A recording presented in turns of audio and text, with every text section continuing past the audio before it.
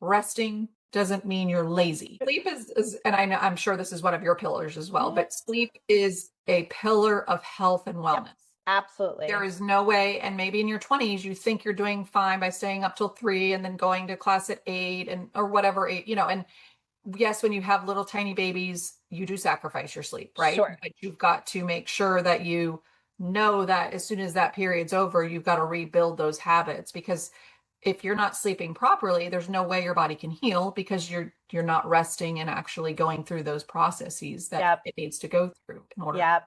to heal. Yeah. And I would say with the rest piece too, to your point, like it really, I think anybody who's been through a health challenge, you really start to look at like what is a priority, like what is most important.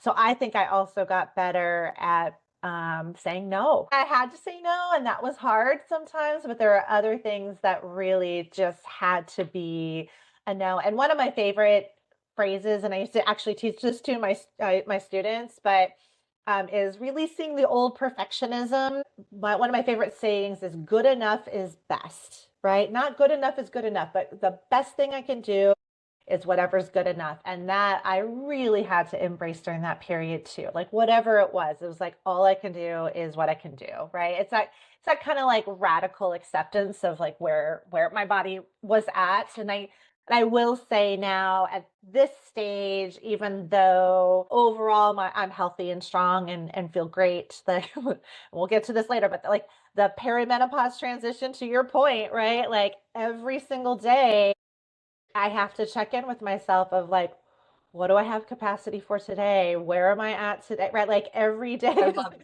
is a And I new do think day. I definitely want to dive into this because until you are in perimenopause or postmenopause, and I am post, and I think it's a different beast than peri. Mm-hmm. But if you're in peri and you're not honoring the things when you get to post, you're going to hit a wall, right? Yeah. And so Yeah. I think in this midlife age, we really have to begin, which is very foreign for most women, Yeah. is to honor what our body is asking for. To do that, you have to question how important is this on a scale of 1 to 10?